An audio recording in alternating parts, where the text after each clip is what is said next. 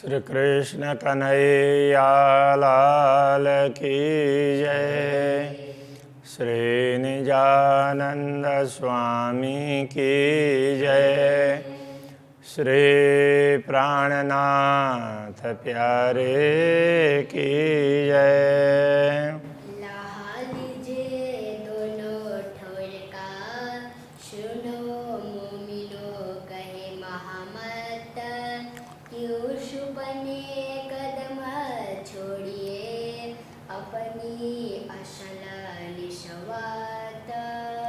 अपनी असल निशवत। 10वां प्रकरण, इसमें श्री राज्य के इजार की बात कही है। असल इजार एक पाच की, एक ही रस सबए। कहते हैं कि असल में जिस इजार की अभी बात करने जा रहे हैं, असल में ये 5 नाम के रत्न का है। हरित रत्न है, इसलिए एक ही रस सब है। ये एक ही प्रकार का लगता है, एक ही रंग का, किंतु कई बेलपात फूल बूटियाँ, उसमें विभिन्न प्रकार की लताएं हैं, पत्ते, फूल, बूटियाँ, रंग कहते कहो इनके, ये सब ऐसे भिन्न भिन्न रंग के चित्रित हैं। अब इनके कितने रंग की बात करें, इसलिए मूल में एक रंग होते हुए भी वो अलग अलग रंग दिखाई देते हैं। कहने का ये तात्पर्य है। बेल मोहरी इजार की मोहरी है। मोहरी का तात्पर्य पायजामा के नीचे चरण के पास की बात कर रहे हैं ना, तो उसमें ये है मोहरी का। तो उसमें पूरा वो लता ऐसी वो फेरी हुई हो ना, उस तरह से वो है, बेल की तरह से लगती है। जानो ये भूषण सुंदर, ऐसा लगता है कि ये आभूषण है और बड़ा सुंदर आभूषण है, आभूषण जैसा लगता है, उसका इजार का अंश जैसा ही नहीं लगता है। इतने सुंदर चित्रकारी है। अतंत शोभा सबसे ये खूबतर, ये देखने से लगता है कि सबसे अधिक शोभा इसकी है और यही सबसे श्रेष्ठ है। इजार बंद नंग कई रंग, कई बूटी कई नक सब इजार बंद। तो उस इजार को पायजामे को बांधने के लिए वो नाड़ा डोरी होती है, तो उसको इजार बंद कहते हैं। तो उसके लिए कहते हैं कई रंग के अलग अलग रत्नों के तार उसमें जुड़े हुए हैं। कई बूटी कई नकश, अलग अलग प्रकार से की नक्काशी है, कई बूटियाँ तो उसमें दिखाई देती है। निर्माण न हो इन जुआ ये वस्त्र अजीम अरस, ये वस्त्र है परम धाम के हैं, इसलिए इनका निरूपण, निर्माण करने का तात्पर्य यहाँ पर निरूपण, इनका विवरण ये ऐसा है करके नहीं बताया जा सकता। अति शोभा अति नरमाई, नंग शोभित नरम पसम। शोभा भी बहुत अधिक है और अति नरमाई, कोमलता भी बहुत है। नंग शोभित नरम पसम, रत्न कैसे सुशोभित है, भिन्न भिन्न रत्न जड़े हुए हैं, फिर भी वो ऐसा लगता है कि वो पश्मीना की तरह से नरम है, ये कहना चाह रहे हैं। तो पश्मीना, तो वो अब पश्मीना भी कह सकते हैं, और उसको जैसे रेशम भी नरम होता है, तो इसी तरह से ये पश्मीना है, वो उनका ही होता है, किंतु उनमें से जो छोटे छोटे बाल बहुत पतले पतले होते हैं, उनको जब पींचते हैं तो उस समय वो उड़ते हैं। तो ऐसे समय में दीवार में वो थोड़ा अलग प्रकार के वो जैसे बोरी जैसी होती है ना, तो उस तरह से वो टाट लगा हुआ होता है, तो उड़ करके उसमें जा कर के वो समाता, वो छोटे छोटे बाल हैं वहाँ अटकते हैं, तो उनको मिला करके पश्मीना बनाया जाता था। उनका धागा बनाते हैं तो बड़ा नरम होता है, तो पश्मीना उसका होता है असली रूप में। तो बाकी तो अब आजकल अलग अलग ढंग से बना लेते हैं। अरस चीज़ ना आवे शब्द में, ए नेक कहता हुक्म। परमधाम की बातें, परमधाम की वस्तु शब्दों के द्वारा बताई नहीं जा सकती, फिर भी अक्षराते धामधनी का आदेश है कि ब्रह्मात्माओं के लिए कुछ बताया जाए, तो मैं थोड़ी सी बात आपको समझा रहा हूँ। बेल पात फूल कई विध के, इस इजार में कई प्रकार के लताएं, पत्ते, फूल, कई विध कांगरी, तो इसी में कई प्रकार के लताएं हैं, पात हैं, फूल हैं, कई विध कांगरी, तो विभिन्न प्रकार के कांगरी, कंगूरे भी बने हुए हैं उसमें अलग अलग डिजाइन के। खास करके कंगूरा तो नेफा में बनता है। ज्योत नरमाई सुमार, उसमें ज्योति, उसमें निकलने वाली चमक और उसकी नरमाई, कोमलता, उसका कोई पारावार नहीं है। जुआ क्या कहे सिफत, ये जुआ उसकी क्या महिमा गाए। नेफा रंग कुसुम्ब का, कुसुम्ब नाम का पुष्प होता है, केसरी रंग का होता है, तो वो नेफा का रंग वो केसरी रंग है। अति खूबी अतलस, अब उसकी खूबी कैसी है? अतलस की तरह से है। अतलस रेशम को कहते हैं, रेशम की भांति नरम है, कहने का तात्पर्य। बेल भरी मोती कांगरी, जानो ए भूषण से सरस। इसमें बेलियां कैसे बनाई है? मोती की बेलियां हैं, मोती के लड़ों से उसके बेलियां बनाई हुई है। ऐसे उसमें कांगरी है, उसके नेफे के किनार में। जानो ए भूषण से सरस, ऐसा लगता हो किसी आभूषण से भी ज़्यादा सुंदर हो, इतना सुंदर लगता है। ताना बाना रंग रेशम, अब इस उसके इजार के ताने बाने हैं सब वो रेशम की तरह से नरम और भिन्न भिन्न रत्नों की तरह से अलग अलग रंग के। जबेर का सब सोए, ये सारे रत्न का ही है। वैसे ये पूरा इजार नेफा वगैरह सब रत्न के, किंतु तो वो रेशम की तरह से बहुत मुलायम नरम है। बेल फूल बूटी तो कहूँ, जो मिला है समारे होए। अब इसमें लता कैसी है, फूल कैसे हैं, बूटी कैसी है, ये सब तभी कहे जा सकते हैं जिसको किसी ने मिला करके उसको बनाया हो, गूँथा हो। वो तो स्वाभाविक रूप से उसी प्रकार का बना है। अक्षराते दामधनी ने जैसे चाहा वैसा तैयार हुआ, उसके विषय में कुछ कहा ही नहीं जा सकता। अब आगे वाला प्रकरण भी लेते हैं, 11वां प्रकरण है अक्षराते दामधनी के शरीर का वर्णन के वस्त्र के आवरण के बिना ही। तो उसको किस प्रकार से समझें, तो वो समझाना चाह रहे हैं, तो आगे समझाएंगे कि उसमें ये समझाया गया है। देखो वो वस्त्र क्या है, जैसे मनुष्य वस्त्र पहनते हैं, तो मनुष्य के वस्त्र हैं वो प्राकृतिक नहीं है, वो सब बनाए हुए हैं। कुछ पशु पक्षियों में वस्त्र जैसे होते हैं वो प्राकृतिक होते हैं कि नहीं होते हैं? किसी का यहाँ ऊपर वो मुकुट जैसा होता है तो वो प्राकृतिक होता है। मोर का है, मुर्गा का भी होता है। अब गाय के गले में वो कंबल जैसा लटका होता है तो वो भी प्राकृतिक जैसा। ऐसे कंगारू के पेट में थैला होता है तो वो प्राकृतिक ही है, लेकिन वस्त्र जैसा लगता है ना।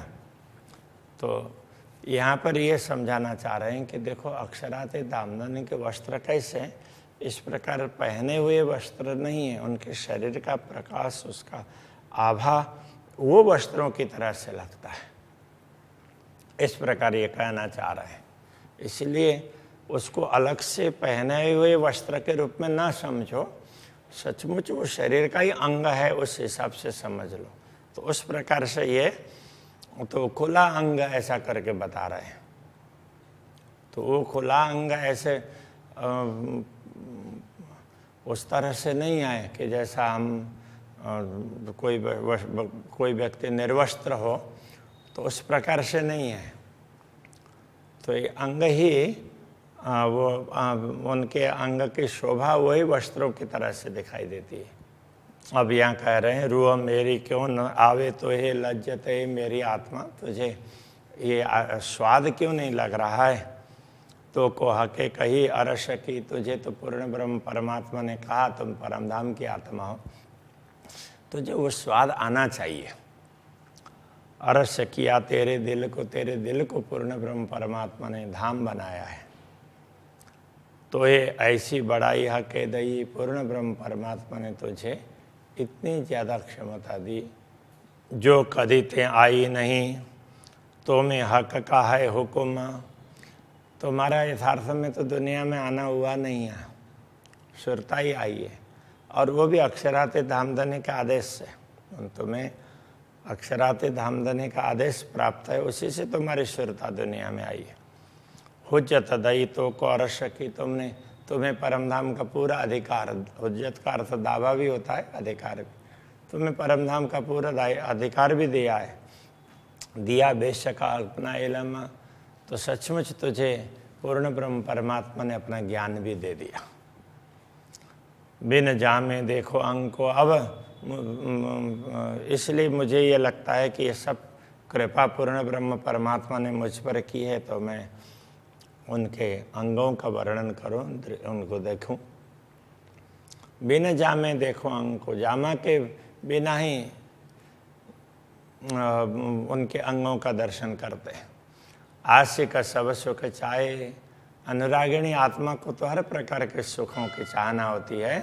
बागा पहने हमेशा देखिए, सदैव श्री राज्य का स्वरूप है, वो बागा पहना हुआ दिखाई देता है। बागा पहने हुए स्वरूप का तो हमेशा दर्शन करते ही हैं। कछु ये छवि और देखा है, अब बागे बिने की छवि है, वो तो कुछ अलग ही प्रकार की दिखाई देगी ना, तो जरा उसका दर्शन करते हैं।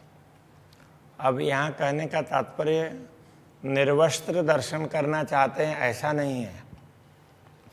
वस्त्र आभूषण है उनके, वो शरीर के अंगों का प्रकाश ही उस प्रकार से दिखाई देता है।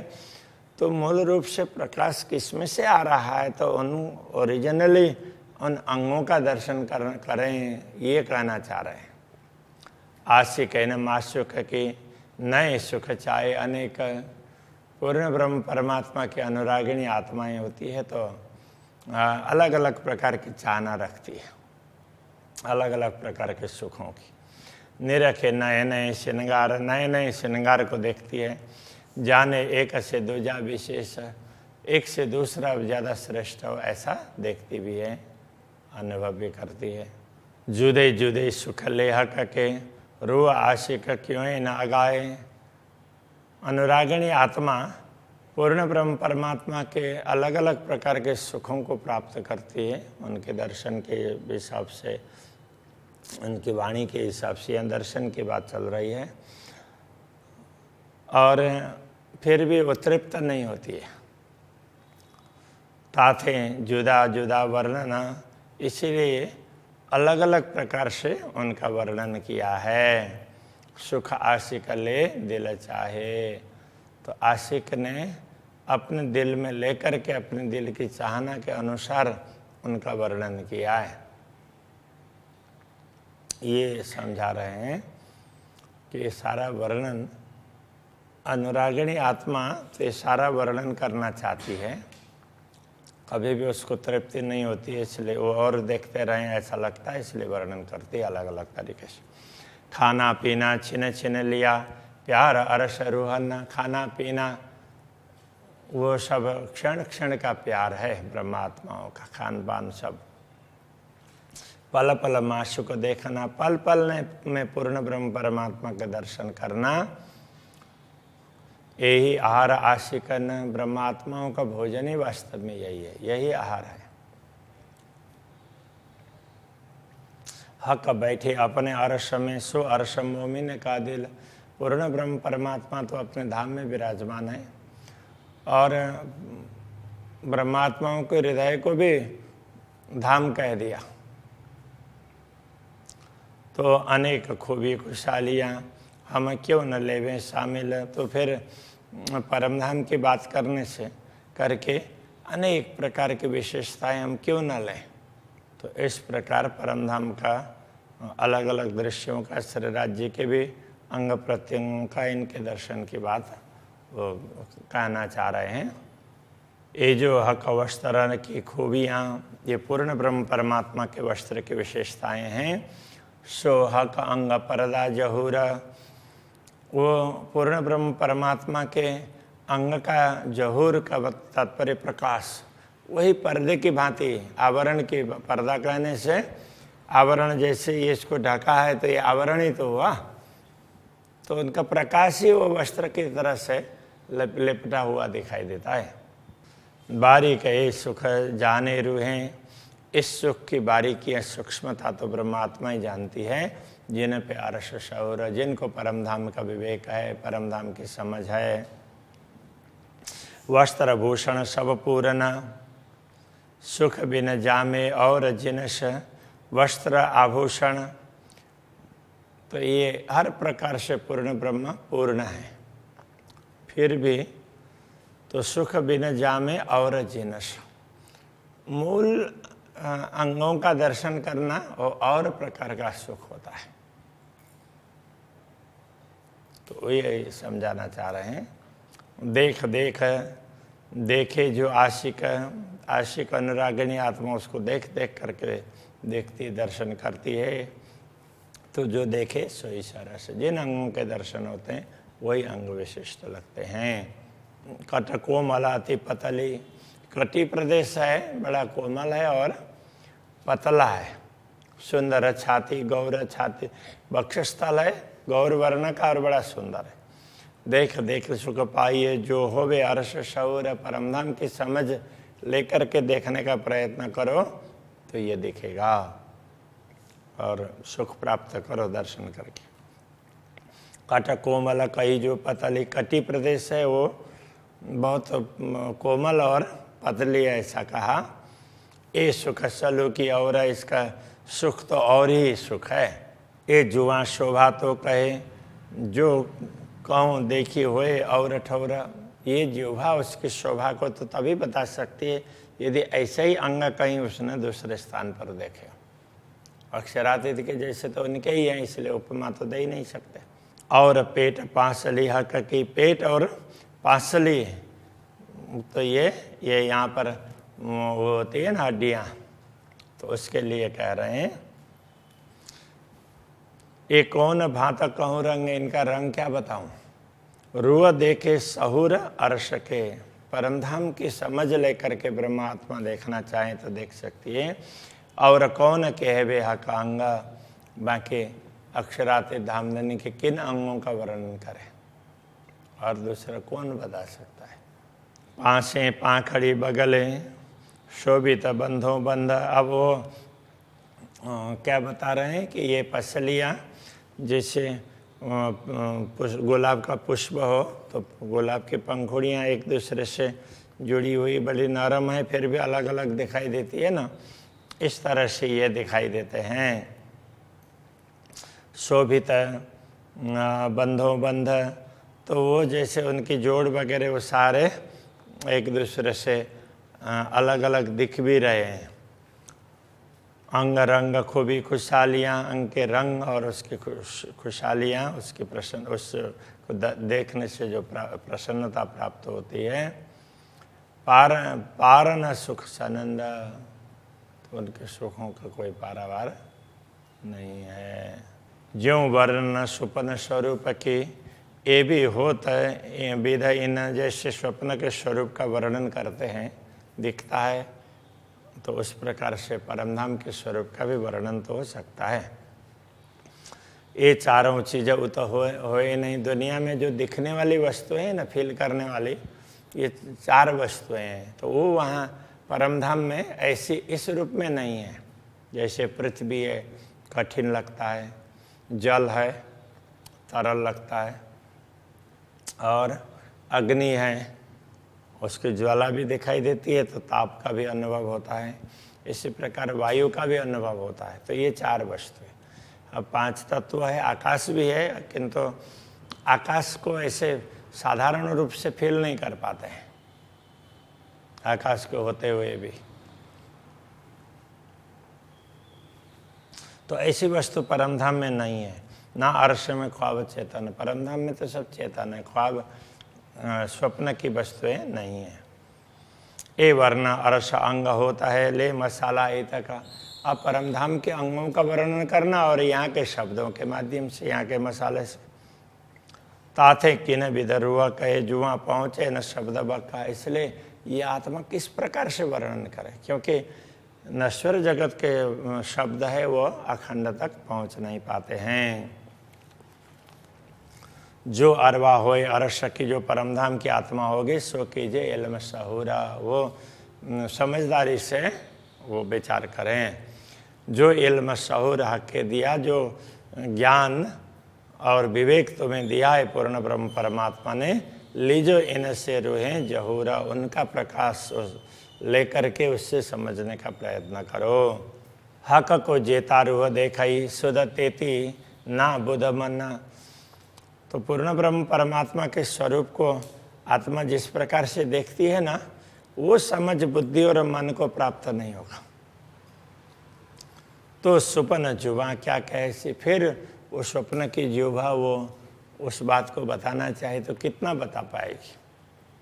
जो देखा अनुभव किया तो बहुत है कर रहे हैं, किंतु तो उसमें ये स्वप्न की जिह्वा के द्वारा उसका वर्णन नहीं हो सकता।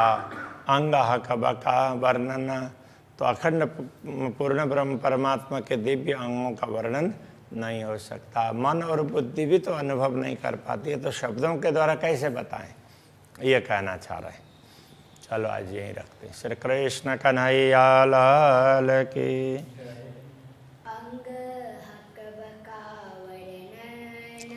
अंग हक बका वर्णन, हक को जेता रूह देखहि, हक को जेता